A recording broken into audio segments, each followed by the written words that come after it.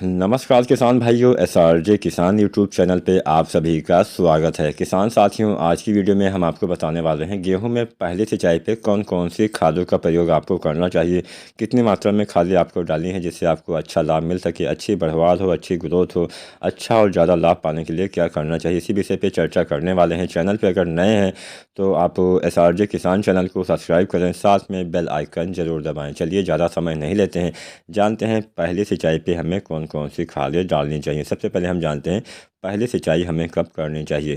किसान साथियों, गेहूं की फसल में पहली सिंचाई 21 से 25 दिन तक आपको कर देनी चाहिए। अनुकूल समय होता है पहली सिंचाई करने का, लेकिन पहली सिंचाई के समय बहुत सारी सावधानियां भी आपको बरतनी होती है।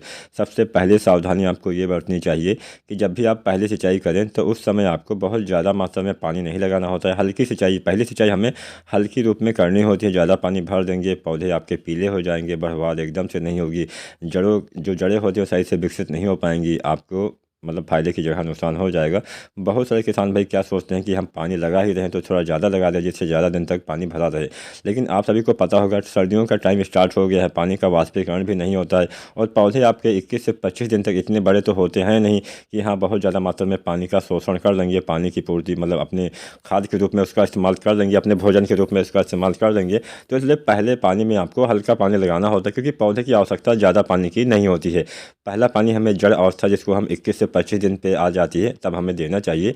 इसके बाद में अगर हम जानें कौन कौन सी खादों का इस्तेमाल करना चाहिए तो यहाँ पे हम 2-3 तरह की खादें आपको बताएंगे। सबसे पहले हम बताएंगे मिट्टी में आपको क्या देना है, उसके बाद में हम बताएंगे स्प्रे आपको क्या करना है। तो पूरा वीडियो जरूर देखिएगा, बहुत ही यूजफुल, बहुत ही यूनिक वीडियो आज की होने वाली है। और अगर अभी तक चैनल को सब्सक्राइब नहीं किया है तो एसआरजे किसान चैनल को सब्सक्राइब अवश्य करें। किसान साथियों, अगर अभी तक आपने गेहूँ की बुआई नहीं की है तो बुआई करने से पहले एक आवश्यक काम आपको अवश्य कर लेना है। सबसे ज़रूरी क्या होता है कि हमारे संपूर्ण खेत में जब हम सिंचाई करते हैं तो पानी नहीं पहुंच पाता है। वो किस लिए नहीं पहुंचता है? क्योंकि आपका खेत बराबर यानी समतल नहीं होता। तो अगर अभी तक भी आपने गेहूं की बुआई नहीं की है तो सबसे पहले आपको खेत को लेवल करवा लेना है, बराबर करवा लेना है।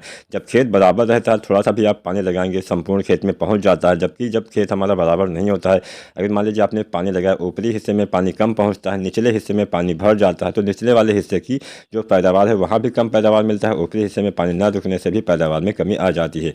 तो इसलिए सबसे पहले सबसे ज़रूरी काम आपको खेत को समतल करवा लेना चाहिए, जिससे आपको फ़ायदा होने वाला है। इसके साथ साथ बीज को उपचारित करने के बाद ही आपको बीज की बुआई करनी है। अब हम जानते हैं कौन सी खादें हमें जो हम पहले सिंचाई के बाद डालते हैं वो हमें देना चाहिए। सबसे पहले हम जानेंगे जो हम दानेदार खाद का प्रयोग करते हैं, मिट्टी में जो हम छिड़काव करते हैं, मतलब मिट्टी में जो हम डालते हैं, बुरकाव करते हैं, उसके बारे में। तो सबसे पहले यहाँ पे हम यूरिया खाद का इस्तेमाल करते हैं। यूरिया जो दानेदार आती है इसका प्रयोग करते हैं, जिससे नाइट्रोजन की पूर्ति होती है। नाइट्रोजन की पूर्ति बिना हम कभी भी गेहूँ में या किसी भी फसल में अच्छी पैदावार नहीं ले पाते हैं। तो जो यूरिया यहाँ पे दानेदार आपको यूज़ करनी है 25 से लेकर 30 किलोग्राम प्रति एकड़ के हिसाब से यूज़ करनी है। 25 से 30 केजी यूरिया आपको पहली सिंचाई के बाद लगभग मान के चलिए 30 दिन के आसपास या 35 दिन तक भी आप दे सकते हैं, वो सबसे बेहतर समय होता है। तो पहली खाद के रूप में किसान साथियों आपको जो दानेदार यूरिया आती है इसका प्रयोग करना है पहली सिंचाई के बाद में। इसके बाद में किसान साथियों इसी खाद के साथ में आपको क्या डालना है, जो जिंक आती है, जिंक सल्फेट, इसका प्रयोग करना है। जिंक डालने से अच्छी ग्रोथ होती है, पौधे में हरियाली रहती है, पौधे का विकास काफ़ी तेज़ी से काफ़ी जल्दी हो पाता है। जिंक की कमी से भी बहुत सारा नुकसान होता है, पौधे बौने रह जाते हैं, पौधे का विकास, जड़ों का विकास नहीं हो पाता है, पौधे में पीलापन भी, पत्तियों में पीलापन भी आ जाता है। तो जो जिंक अगर हम जाने तो 2-3 तरह से आती है। एक आती है 33% वाली जिंक, एक आती है 21% वाली जिंक, एक आती है 12% वाली जिंक। तो यहाँ पे जो 33 और 21% वाली जिंक आती है इसका इस्तेमाल हम मिट्टी में करते हैं। जो 12% वाली आती है इसका हम छिड़काव करते हैं। तो जो 33% वाली जिंक आती है इसकी आपको लगभग आप मान के चलिए 5 किलोग्राम मात्रा लेनी है। इसमें सल्फर भी होता है, तो 5 केजी आपको जो 33% वाली जिंक आती है इसकी मात्रा लेनी है। इसके साथ में 25 से 30 केजी जो दानेदार यूरिया आती है इसके साथ में आपको प्रयोग कर देना है। और मान लीजिए 33% वाली आपको नहीं मिल पाती, आपको 21% वाली मिलती है, तो 21% वाले जिंक की आपको लगभग 8 किलोग्राम मात्रा लेनी है। 7 से 8 केजी ले लीजिएगा। उसके साथ में आपको 25 से 30 केजी जो दानेदार यूरिया आती है उसके साथ में अगर आप मिला के यूज़ कर लेते हैं, अच्छा लाभ मिलता है, हरियाली आती है, पौधे हरे भरे रहते हैं, अच्छी ग्रोथ होती है, ज़्यादा कल्ले आते हैं, अधिक फुटाव होता है।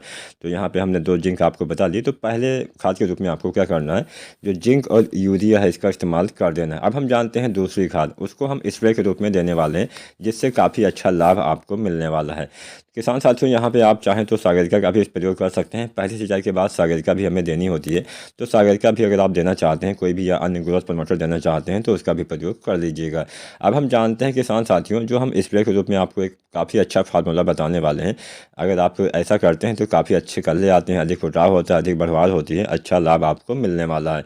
तो जो हम यहाँ पे एक स्प्रे आपको बताने वाले हैं, इसमें हमें जिंक सल्फेट लेना है, जो 33% वाली जिंक आती है। इसकी आपको 7 से 750 ग्राम मात्रा, यानी 750 ग्राम मात्रा आपको लेनी है जिंक सल्फेट 33% वाली। अगर आपको 33% वाली नहीं मिलती है, 21% वाली मिलती है जिंक, तो इसकी आपको लगभग 1 किलोग्राम मात्रा लेनी है। प्रति एकड़ का आंकड़ा हम यहाँ पे दे रहे हैं, 1 एकड़ खेत में आपको इतनी मात्रा लेनी है। इसके साथ में 500 ग्राम बुझे हुए चूने का पानी आपको लेना है, यानी बुझे हुए चूने का पानी आपको ज़रूर लेना है। और इसके साथ में आपको यहाँ पे 1 किलोग्राम जो यूरिया आती है इसको लेना है। 1 किलोग्राम दानेदार यूरिया, 1 से 2 केजी भी आप ले सकते हैं प्रति एकड़ के हिसाब से। अधिकतम 3 केजी आप लीजिएगा, इससे ज़्यादा मत लीजिएगा, क्योंकि पत्ते में जलन हो सकती है।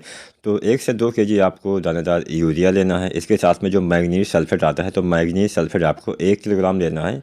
और इसके साथ में जो सागरिका लिक्विड आती है, सागरिका लिक्विड 250 से 500 ml के बीच में आप मात्रा ले सकते हैं। पौधे अच्छे हैं, फसल अच्छी है तो 250 ml ले लीजिए, थोड़ा कमज़ोर है तो 400-500 ml आपको लेना है। तो यहाँ पे फिर से मैं आपको बता दूँ, जिंक सल्फेट 33% वाला 750 ग्राम, अगर ये नहीं मिलता है, 21% वाला मिलता है, तो 21% वाला जिंक आपको 1 किलोग्राम लेना है। 500 ग्राम बुझे हुए चूने का पानी, बुझे हुए चूने का पानी आपको कैसे निकालना है, सबसे पहले 500 ग्राम आपको बुझा हुआ चूना लाना है। उसके बाद में शाम को उसको भिगो देना है। सुबह जो पानी निकलता है उसको छान के, कपड़े से छान के, उसके बाद में जो हिस्सा बचता है, कपड़े से नहीं छानेंगे तो आपकी जो मतलब टंकी होती है उसमें नोजल में वो फंस भी सकता है, तो इसलिए आपको अच्छे से छान लेना है। उसके बाद ही बुझे हुए चूने का पानी यूज़ करना है। तो आपने 500 ग्राम बुझे हुए चूने का पानी ले लिया, 1 किलोग्राम या 2 किलोग्राम आपने यूरिया ले लिया। इसके साथ में मैग्नीज सल्फेट आपको 1 किलोग्राम लेना है, और साथ में सागरिका की यहाँ पे लगभग 300 से 400 ml मात्रा प्रति एकड़ के हिसाब से इतनी मात्रा आपको लेनी है। और इसका इस्तेमाल आपको कब करना है, इसका इस्तेमाल कल्ले निकलते समय करना है, यानी पहली सिंचाई के बाद ही आपको इसका इस्तेमाल भी करना है। इसके इस्तेमाल से ज़बरदस्त फ़ायदा होगा, अधिक कल्ले आएंगे, कल्ले की संख्या में काफ़ी बढ़ोतरी होगी। तो अगर आप भी चाहते हैं ज़्यादा कल्ले आएँ, अधिक फुटाव हो, तो किसान साथी इस तरह से भी अपनी फसल में कल्ले बढ़ा सकते हैं। अब यहाँ पे हम बात कर लेते हैं एनपीके खाद के बारे में। एनपीके यहाँ पे अगर आप यूज़ करना चाहते हैं तो जो एनपीके 19-19-19 आता है, इसका इस्तेमाल कर लीजिएगा। एनपीके 19-19-19 का भी इस्तेमाल कल्ले निकलते समय ही आपको करना होता है, मतलब शुरुआती अवस्था में पहली सिंचाई के बाद इसका भी प्रयोग करना चाहिए। तो एनपीके 19-19-19 की 1 से 1.5 केजी मात्रा लेनी है। साथ में आप चाहें तो सागरिका लिक्विड भी इसके साथ में लगभग 250 से 500 ml प्रति एकड़ के हिसाब से आप यूज कर सकते हैं। तो 19-19-19 आपको लेना है लगभग 1 से 1.5 केजी। साथ में सागरिका लिक्विड आपको 250 से 500 ml लेना है प्रति एकड़ के हिसाब से आप यूज करेंगे।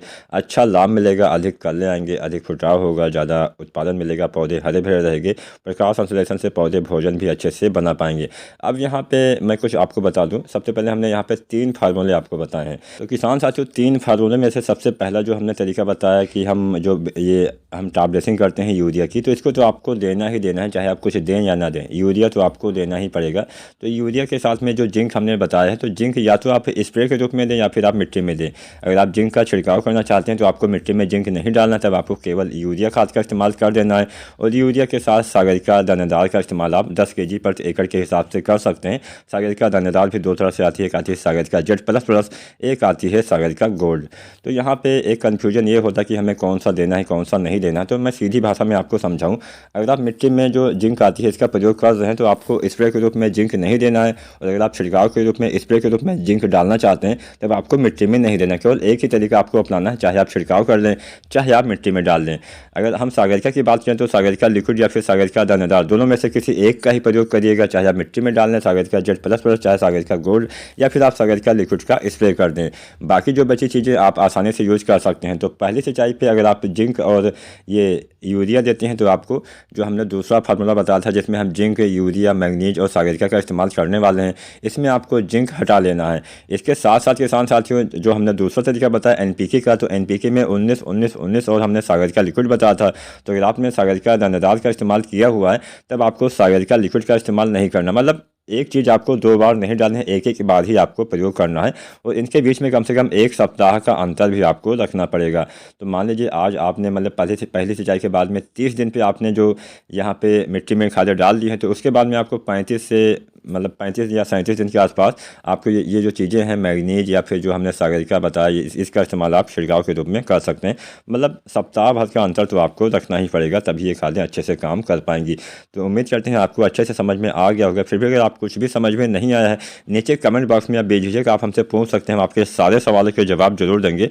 तो अगर आपको कुछ भी समझ में नहीं आया, कोई भी फार्मूला समझ में नहीं आया, नीचे कमेंट बॉक्स में आप हमसे पूछ भी सकते हैं, हम आपके सारे सवालों के जवाब जरूर देंगे। वीडियो पसंद आई हो लाइक करें, चैनल पर नए हैं तो SRJ किसान चैनल को सब्सक्राइब करके बेल आइकन जरूर दबाएं। वीडियो देखने के लिए धन्यवाद।